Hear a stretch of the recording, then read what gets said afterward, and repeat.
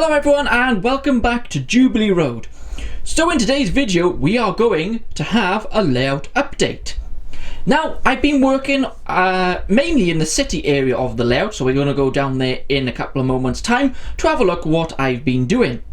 So layout update time then. Well, I finally got my workbench all tidied up.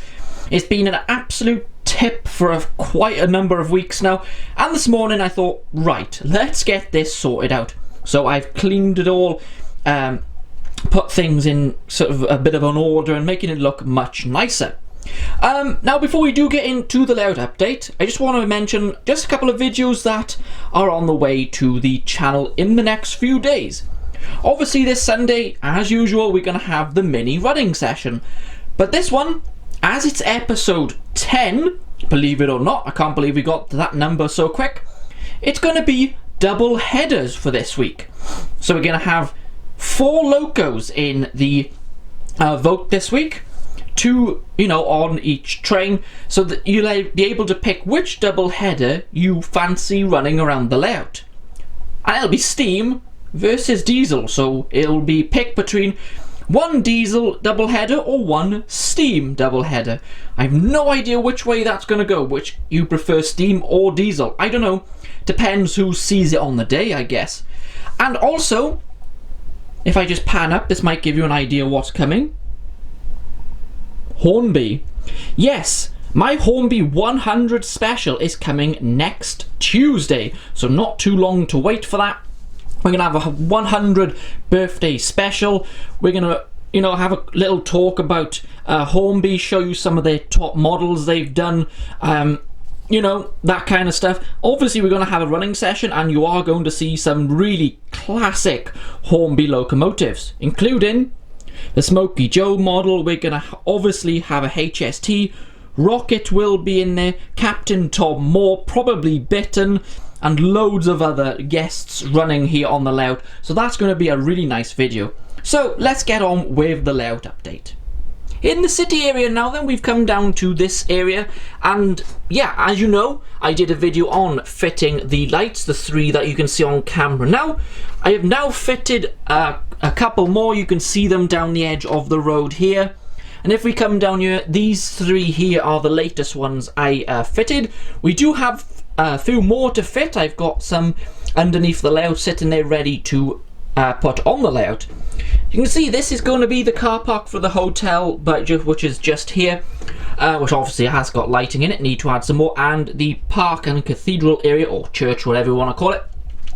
I have painted this, the base colour, ready for the grass and pathways and lighting and trees to go in. We got a little pond over in the corner. We got this lovely flag here. Shame they don't do a Welsh one. I suppose I could print one myself, mind. That's from the Woodland Scenics Just Plug range. It came with a light, but I don't know whether I'll fit the light to it or not. We'll see. Obviously, we got the track work there. Back scene. Proving to be a bit of a pain to find one I actually really want, but I'm sure I will eventually. We've got the bridge area just here. You can see that there in the corner. I've been wondering, what shall I do with that area? And thankfully, Metcalf give me a good answer. They are about to produce a castle kit. Now, I'm very interested in this. You buy it separately. There's a few different styles of kits you can buy. I want the one that's called the Castle Hall, which is a bit like a large tower. Now I'm going to put that in that area there. I'm going to put some spotlights shining up against it. I'm going to put flags on the top, everything like that, just as a really nice feature to sit in that corner. Someone did mention from my last running session I did, the bus was turning around too quick. That's going to be solved because you won't see that. Where the paint is there, there's going to be scenery up there, so you can't see it turning around at all. So that will cover that up. Now, you may not have noticed something during the last running session. I didn't show you. The track is all the way around. And this is the first time I've told anyone. Here we go. It's all the way around, excuse the drill, because I've been doing work again this morning. And it runs yeah, the full length all the way around. So we do have one side of Jubilee Road all running. Now, I've said in the past, I am absolute rubbish at laying track. So this isn't the best. Now, this is possibly going to be a bit sort of temporary, maybe until, well, this absolute stupidness, which you all know what it is going on out there. And Steve at GLR, as you know, has been giving me a big hand with the track work, so he might be able to come in and do a few adjustments and stuff like that.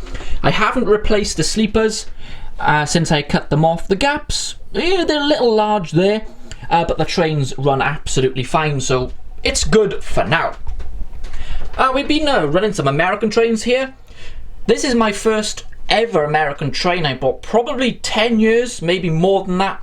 It's a Chesapeake and Ohio Baldwin, which is a 280 consolidation, they call it, and it's a back model. Does have sound. It's not amazing sound because obviously the age of the model, but it still sounds fairly good for the age of the model, which is always good. I have extended, you can see that from the last time I was here, I've extended this now all the way to the end. Now this is the access road to the shed area. We're also going to have a road coming up at an incline here, so the network rail vehicles can get into the centre just here. When it comes to the end, I'm going to make a curved section so it goes like a slope and goes under the railway there. Obviously this will be a small bridge. So that's looking rather nice, and I've put this black sheet here. It just tidies the layout up so much you can't see what's going on underneath. And if I lifted that up, you probably have a bit of a oh my gosh moment, because it's probably a tip behind there, I would imagine. So this area here behind, I now know what I'm going to do with it. I will show you. We've got more Metcalfe buildings. Now these are going to sit behind the wall just like that. I've got a few of them so they'll run across there, and you probably noticed they're fitted with lights. Now I could lie to you and said, oh yeah, I build these and look how good they come out. Yeah, I'm not going to do that. I'm not going to lie to you guys. I didn't build these. A guy called Classic Collect over on eBay builds these and sells them to customers over on eBay, and you can either have them with lights or without. And as you can see there, fab job he has done. So I got to get sort of a base for them to sit on along there. We carry on round this end of the layout. There we go. The top of the tunnel is there, the base for the full scenery to go on top. As you know, it's going to be a full mounting area across there, which is going to take quite a bit of work, so that's not a job for yet. I'm carrying on with the city area.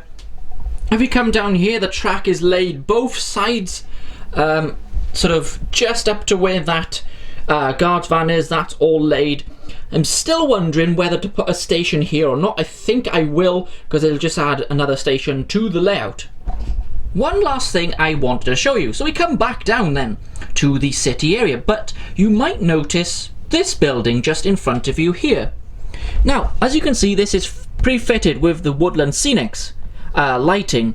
Now, this is a station building. Now, why would a station building be there? Because obviously no train's going to be there, or is there? Now, as you remember, way back on Jubilee Road, I started the 009 gauge project, which I never finished because, well, the layout went. The 009 gauge project is coming back, guys. Yeah, I'm going to fit 009 gauge on this layout because, well, I've got this space between the two boards and I'm going to use it. So, at a lower level, there's going to be a small station here with the 009 gauge running. It'll go under there, all the way around the back, and sort of come out around that area and run down the front with a nice embankment, trees, and really scenic really well. A single line, and that is going to be this station building. So obviously we're going to have a set of steps coming down here so they can access the small station. I thought that would really bring some really nice interest to this side of the layout, and I absolutely love 009 gauge. It is really nice, very well detailed, far too expensive in my opinion, but that's just me, but they are very, very nice quality models for the price, I guess. So that's something to look forward to in the future. Well, that is it from Jubilee Road. That's what I've been working on. As you can see, I've done a lot, but still a lot to do. Thank you everyone, well, who's been following the layout. I really appreciate all your nice comments that I'm getting, and thank you for the support completely, because without you I don't think I would be enjoying this as much, to be honest. It's really good to have a YouTube channel to see what people think, because especially during this lockdown business, I wouldn't have seen many people who like what I do. I haven't hardly seen anyone, to be honest. And now, as I live in Wales, we're going back into full lockdown again for another 2 weeks, or however long they fancy this time. So yeah, it's a really good idea I've got the YouTube channel. What I'm going to do then, we are going to have a couple of clips then of train running in this city area, so you can get an idea of exactly what it looks like. We are going to use an American steam locomotive today, just to keep with, well, the theme of last week's mini running session where we had non-British locos. So thank you very much for watching. I'm going to leave you with a few clips of a locomotive running in this area, and I'll be back here at Jubilee Road or on location at some point, probably next year. Bye everyone.